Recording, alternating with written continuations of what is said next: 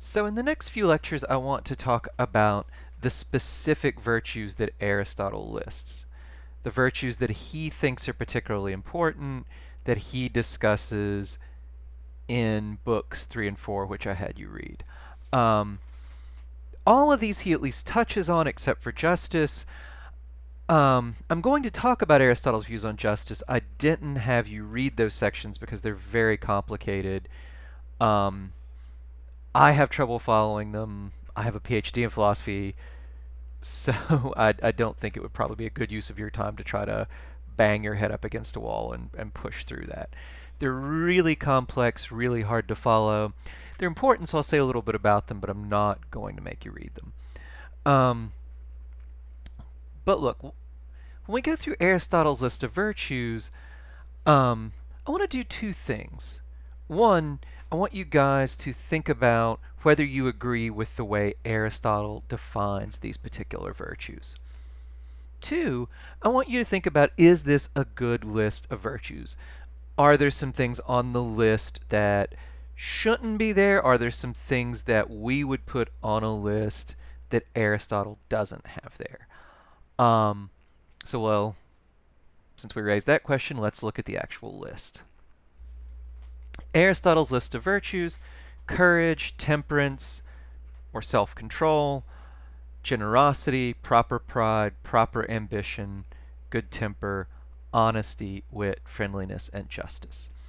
The reading I had you guys read, some of these, there's a million different ways to translate these. The Ross translation's pretty good. He translates some of these a little differently. But these are the basic virtues that Aristotle talks about in books 3 and 4. So let's start working our way through this list. Some of these I'll spend more time on than others, since some of them there's a lot more to say than others. Courage, we've already discussed. We've already, I've used it as an example a lot. Aristotle says that courage, as we've already seen, is a mean or a balance between rashness and cowardice. It's closer to rashness. It looks more like rashness, but it's a different sort of thing than rashness. Courage is not never being afraid. It's not being without fear. I can't help but think of the old comic book Daredevil, the man without fear. Aristotle would say, well, that's not virtuous. That's really bad, actually. Well, why? Well, fear is useful, right? In the proper amount, in the proper circumstances, fear makes you aware of dangers. Fear helps you to deal with them intelligently. So the virtuous person would feel some fear, but only to the right degree and only to a useful degree, right? Think of it this way, right? If a fireman rushes into a building with no thought for danger whatsoever, well, that's probably not a very good thing, because he should take some, preparations for the stuff he might really face. He should have a respirator on. He should be aware that stuff might fall on him. It's not going to help anybody if he runs in and falls over himself from smoke inhalation, right? So the courageous person will be aware of the dangers. They will have a level of fear that allows them to deal with them intelligently, but it will be controlled. The person who is terrified, the person who barely can keep it together, they are not courageous. Courageous person will sometimes feel fear, but to a very lesser degree than most of us, and only to the degree that's proper and useful. Temperance. For Aristotle, temperance means self-control with regard to physical pleasures. Food, drink, sex, stuff like that. That's what Aristotle thinks temperance is concerned with. It's a mean between the vice of sort of gluttony or excess. I forget exactly what Aristotle calls it, but this idea of enjoying these physical pleasures too much. And on the other hand, not enjoying them at all. Aristotle doesn't even think there's a name for not enjoying them at all. He just thinks it's incomprehensible that someone wouldn't enjoy them at all. Of course, we know that some people don't enjoy them at all, right? Think of these Silicon Valley types who don't want to ever eat a meal because that's a waste of their valuable coding time, so they just drink Soylent, right? Aristotle would say these people are insensible, they don't enjoy physical pleasures enough. Now, temperance is closer to not enjoying pleasures enough than it is to the other, to enjoying them too much. Why? I think in this case it's a sort of corrective, right? Aristotle would say, just as a matter of human nature, we kind of often pull too much to one side or the other. And in those cases, the virtues are kind of like correctives. They steer a little bit harder in the other direction to keep us on the right path. One thing to notice here, Aristotle would not think that any sort of giving up physical pleasures entirely is a good thing. Aristotle would not think that the life of a monk or some other kind of ascetic person is a good one, right? They don't enjoy the physical pleasures enough. That's not temperance. Temperance is only enjoying them to the right degree. Generosity we've already talked about, so I'm not going to say too much about generosity. It's a mean between being too giving and being stingy. The generous person will not just give, give, give without thinking. The generous person will not be someone who gives no thought of himself. That would be being too giving. That's not a virtue. But on the other hand, the generous person is not stingy, right? They will give when there's a real need, when it's appropriate, when it can do some real good. Now, of course, if you think about it, generosity seems a bit more like being too giving, so Aristotle would say it's closer to that vice than it is the vice of stinginess. We've already talked a lot about the virtue of generosity, so there's not a whole lot to say on this one. Now, the next virtue Aristotle talks about is proper pride. And I actually think there's a fair amount to say on this one, because Aristotle says some things about proper pride that will probably strike many of us as remarkable, as a little weird.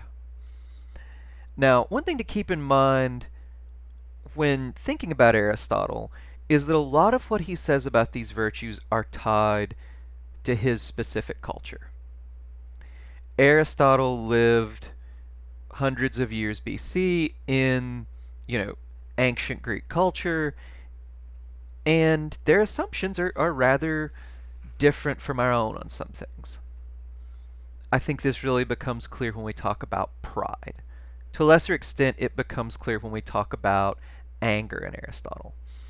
But I think it's also worthwhile when Aristotle says something weird, not just dismissing it as a matter of, oh, his culture is different from ours.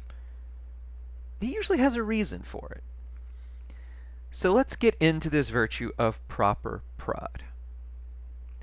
Aristotle says it's a mean between not having enough pride, being too modest, and having too much, being arrogant. So far, probably not very surprising what he's saying here, right?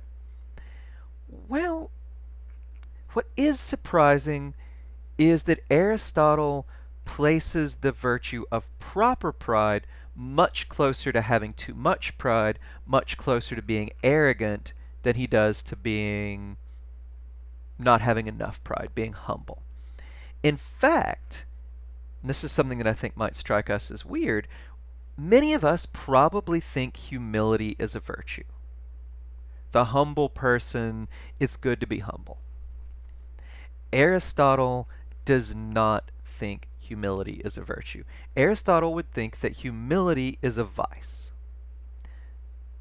It is not a virtue to think too little of yourself. The virtuous person should have exactly the right level of pride. And given the way Aristotle talks, the level of proper pride for a virtuous person is rather a lot.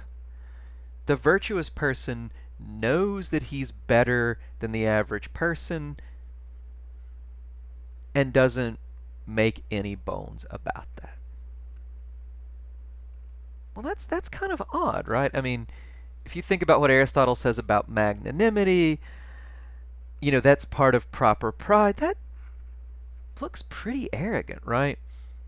Bertrand Russell, when reading what Aristotle said about proper pride, actually said, well, one, Russell was British and very, I don't know, I'll try to do my best Bertrand Russell. So he said, one shudders to think what Aristotle's arrogant man is like. Russell was not a terribly modest person himself, by the way. But anyway, why does Aristotle say these weird things about pride? Well, part of it just is ancient Greek culture, very tied up in sort of, you know, military or heroic virtues, and for lack of a better way to put it, a very macho sort of culture, right? This seems more plausible to him than I'm sure it does to us. But he does have an argument for it. So let's look at Aristotle's argument step by step for why humility is not a virtue. The virtuous person must have an accurate assessment of himself. Part of Aristotle's whole theory is the virtuous person sees the world, sees people as they are. Well, part of that is he has an accurate assessment of what kind of person he is. Well, premise 2, virtuous person is better than the average person and is more deserving of respect. Virtuous person just is better than the average person, that's a fact. And he's more deserving of respect than the average person. Aristotle thinks that is a fact. The humble person thinks he is not exceptionally good, right? That just seems to be part of the definition of humility. If you go around saying, yeah, I'm better than most people, man, that, whatever that is, that's not humble, right?